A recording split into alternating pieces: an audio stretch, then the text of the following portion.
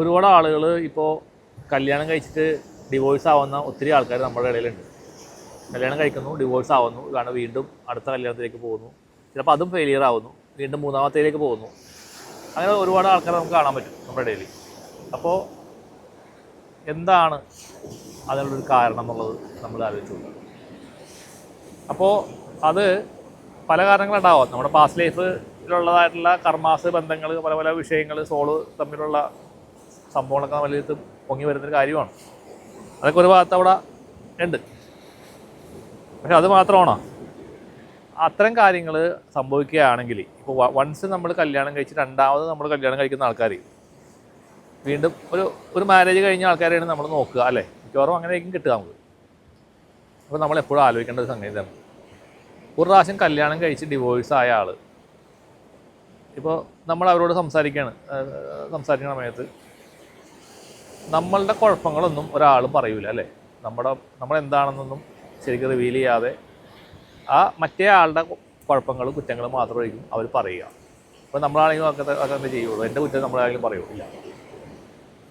അപ്പോൾ നമ്മൾ ആലോചിക്കണം, നല്ലോണം ശരിക്ക് ആലോചിച്ച് അവിടെ എന്താണ് സംഭവിക്കുന്നത്, ഇയാൾക്കുള്ള ശരിക്കും പഠിക്കണം. ആ ആളെ നല്ലോണം നമ്മൾ മനസ്സിലാക്കിയിട്ട് വേണം നമ്മൾ അയാളുമായിട്ടുള്ള രണ്ടാമതൊരു ബന്ധത്തിലേക്ക് പോകാനായിട്ട്.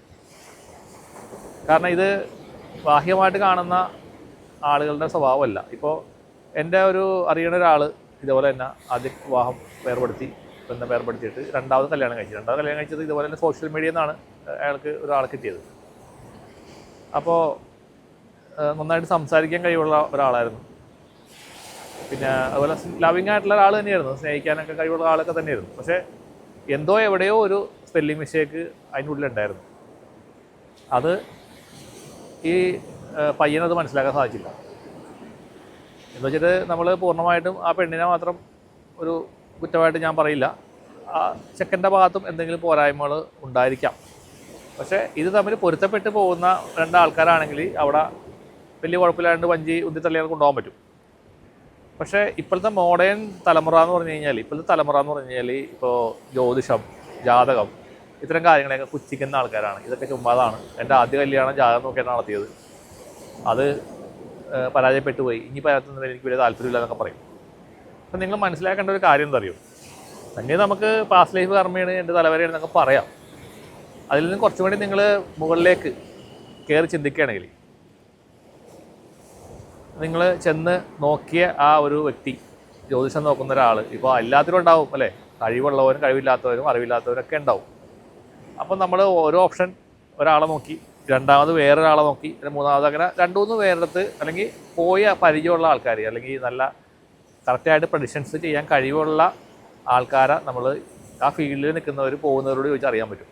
അങ്ങനെയുള്ളവരടുത്ത് ചോദിക്കാൻ നിങ്ങൾ ഒരു മടിയും വിചാരിക്കേണ്ട, നാണക്കേടും വിചാരിക്കേണ്ട. അങ്ങനെയുള്ളവർക്ക് രണ്ടാമത് പോയി റീചെക്ക് ചെയ്തിട്ട് ആദ്യം തന്നെ നിങ്ങൾ ജാതകം നല്ലോണം പരിശോധിക്കാം. കഴിവുള്ള ഒരു ജ്യോത്സ്യനാണെങ്കിൽ നിങ്ങളുടെ ഗ്രഹനില കിട്ടിക്കഴിഞ്ഞാൽ നിങ്ങളുടെ കംപ്ലീറ്റ് കാര്യങ്ങളും പറയാൻ പറ്റും. അത് നോക്കി മനസ്സിലാക്കി കഴിഞ്ഞാൽ ഏകദേശം നിങ്ങളുടെ ഒരു ലൈഫ് പ്ലാൻ എന്താണ് ഒരു ഐഡിയ കിട്ടും, ചെറിയ ഐഡിയ കിട്ടും. അത് കഴിഞ്ഞാൽ നിങ്ങൾ ഈ കല്യാണം കഴിക്കാൻ ഉദ്ദേശിക്കുന്ന ആളുടെ ജാതകം നിങ്ങളുടെ ജാതകവുമായിട്ട് എത്രത്തോളം പൊരുത്തമാണ്, മാച്ചിങ് ആണ്, നിങ്ങൾ കല്യാണം കഴിച്ചാൽ എങ്ങനെ എന്നുള്ള ഒരു പ്രശ്നത്തിൽ കൂടി നിങ്ങൾക്ക് കുറേ കാര്യങ്ങൾ മനസ്സിലാക്കാനായിട്ട് സാധിക്കും. അതുപോലെ തന്നെ താരോ റീഡേഴ്സ് ഉണ്ട്, അവർക്കും പറയാൻ പറ്റും കുറേ കാര്യങ്ങൾ. അപ്പോൾ ഇതെല്ലാം ഒരു ഉപാധികൾ മാത്രമാണ്. നിങ്ങളുടെ ബാക്കിയുള്ള കാര്യങ്ങൾ ജീവിക്കേണ്ട ആൾക്കാർ നിങ്ങൾ രണ്ടുപേരുമാണ്. അപ്പോൾ നിങ്ങളുടെ രണ്ടുപേരുടെയും തീരുമാനങ്ങൾ മാത്രമല്ല, നിങ്ങളുടെ അങ്ങോട്ടുള്ള ഇൻട്രാക്ഷൻസ്, പരസ്പര സ്നേഹം, പരസ്പര ബഹുമാനമൊക്കെ അതിനകത്തുണ്ട്. അതുണ്ടെങ്കിൽ മാത്രമേ ഇതൊക്കെ വർക്കൗട്ട് ആവുള്ളൂ. അപ്പോൾ അതേപോലത്തെ ഒരു രീതിയിൽ കൂടി നിങ്ങൾ സഞ്ചരിക്കുകയാണെങ്കിൽ ചിലപ്പോൾ ഈ പറഞ്ഞ പോലെ രണ്ടാമത്തെ വിവാഹം ഫെയിലിയർ ആവാതെ നിങ്ങൾക്ക് മുന്നോട്ട് കൊണ്ടുപോകാനായിട്ട് സാധിക്കും എന്നുള്ളതാണ് എൻ്റെ ഒരു അഭിപ്രായം. കാരണം ഒരു പ്രാവശ്യം ഡിവോഴ്സായി നിൽക്കുന്ന ആളുകൾക്ക് ആർക്കാണ് പ്രശ്നം, ആരാണ് കുഴപ്പക്കാരെന്നുള്ളത് ഒരു വലിയ ചോദ്യചിഹ്നമാണ്. ഇതുപോലെ ഞാൻ നേരത്തെ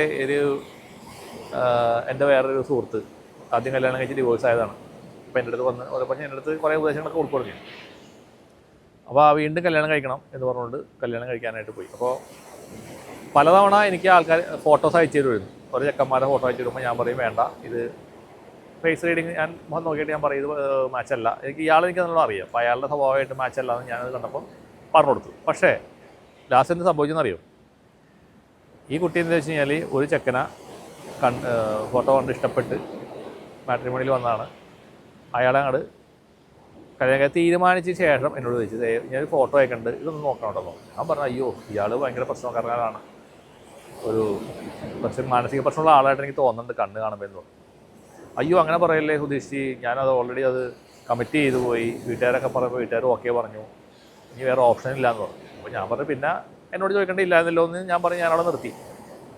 അപ്പോൾ ഞാൻ പറഞ്ഞത് ഇത് കഴിച്ചു കഴിഞ്ഞാൽ അതിനാളൊന്നും മഞ്ഞ് ഓടൂല, അയാളുടെ സ്വഭാവം അയാൾ ക്രൂവലായിട്ടുള്ള ഒരാളാണ് എന്നൊക്കെ അയാളെ കണ്ണ് കാണുമ്പോൾ എനിക്ക് തോന്നുന്നുണ്ട്, ഭയങ്കര ക്രൂവലാണ്, അയാൾ ഒരു അറ്റാക്ക് ചെയ്യാനുള്ള സാധ്യതയൊക്കെ ഉണ്ടെന്നൊക്കെ ഞാൻ തന്നെ പറഞ്ഞായിരുന്നു. കല്യാണം കഴിച്ച് പോയി ഒരു 3 മാസത്തിനുള്ളിൽ ഇയാളുടെ ശരിക്കുള്ള സ്വഭാവം ആ കുട്ടിക്ക് മനസ്സിലായി. പിന്നെ എന്നെ ഇടക്കിടക്ക് വിളിക്കും, ഉദ്ദേശിച്ച് പറഞ്ഞാൽ കറക്റ്റാണ്, അയാൾ 2 പ്രാവശ്യം തല്ലി ഉപദ്രവിച്ചു. ഞാൻ പറഞ്ഞു നിങ്ങൾ പോലീസ് സ്റ്റേഷനിൽ കേസ് കൊടുക്കാം, അത് കഴിഞ്ഞ് മാർഗമുള്ളൂ എന്ന് പറഞ്ഞു. ലാസ്റ്റ് എങ്ങനെയോ അത് അയാൾ തന്നെ വേണ്ടെന്ന് വെച്ച് പോകുന്നൊരവസ്ഥയിലേക്ക് എത്തി. ഇവിടെ അല്ല ഈ സംഭവം, ഇത് കേരളത്തിലല്ല, നോർത്ത് ഇന്ത്യയിലാണ്. അപ്പം അങ്ങനെ അത് രക്ഷപ്പെട്ട് അപ്പം അത് ഒഴിവാക്കിയിട്ട് അങ്ങനെ ആ അവസ്ഥയിലേക്ക് എത്തി നിൽക്കുകയാണ്. അപ്പോൾ ഇനി ഒരു കല്യാണത്തെ പറ്റി ആ കുട്ടിക്ക് ചിന്തിക്കാൻ പോലും പറ്റാത്ത അവസ്ഥയിലേക്കാണ് എത്തിയിരിക്കുന്നത്. വേറെ പുരുഷന്മാരെന്ന് പറഞ്ഞു കഴിഞ്ഞാൽ ഒരു പേടിപ്പെടുത്തുന്ന ഒരു ഓർമ്മയായിട്ട് മാറിയ അവസ്ഥയിലേക്ക് എത്തി. അപ്പോൾ ഞാൻ പറഞ്ഞു ഇനിയിപ്പോൾ നല്ലോണം ആലോചിച്ചിട്ട് മാത്രം കല്യാണം കഴിച്ചാൽ മതി, നല്ലോണം ചിന്തിച്ച് പരിചയപ്പെട്ട് നല്ലോണം അറിഞ്ഞ ശേഷം മാത്രം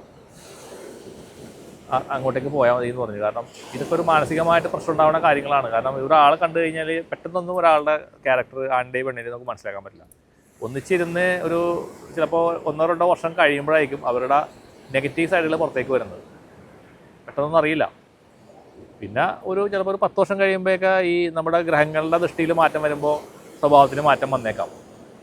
ചിലപ്പോൾ അവർക്ക് വേറെ എന്തെങ്കിലും ഹാബിറ്റ്സ് ഒക്കെ വരാനുള്ള സാധ്യതകളൊക്കെ ഈ ഗ്രഹങ്ങളുടെ ദൃഷ്ടി അങ്ങനെയാണ്. ഗ്രഹങ്ങളുടെ ദൃഷ്ടി ഭയങ്കര സ്ട്രോങ് ആണ്. അതിൽ കൂടുതലായിട്ട് വിശ്വസിക്കുന്ന ആളുകളാണെങ്കിൽ അതൊക്കെ അതിനെപ്പറ്റി അറിയുന്ന ആൾക്കാരാണ്. എന്നാലും എൻ്റെ ഒരു ചെറിയ അറിവ് ഞാൻ പറയണമെന്ന് മാത്രമേ ഉള്ളൂ.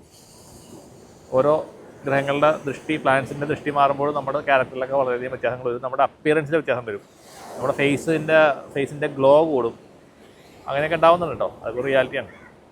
അപ്പോൾ ഇതെല്ലാം കൂടി കൂട്ടിച്ചേർത്തിട്ട് നിങ്ങൾ നോക്കുകയാണെന്നുണ്ടെങ്കിൽ കുറേയൊക്കെ രക്ഷപ്പെട്ട് നല്ല ലൈഫിലേക്ക് പോകാനായിട്ട് സാധിക്കും. പിന്നെ ചില ആൾക്കാർ പറയുന്ന പോലെ ഈ തലയിൽ വരച്ചത് ബ്രഹ്മാവ് വരച്ചേക്കണം മാറ്റാൻ പറ്റില്ലെന്നൊക്കെ ചിലർ പറയും. പക്ഷേ ഞാൻ അക്കാര്യത്തിനകത്ത് മാത്രം ചെറിയൊരു വ്യത്യാസമുണ്ട്.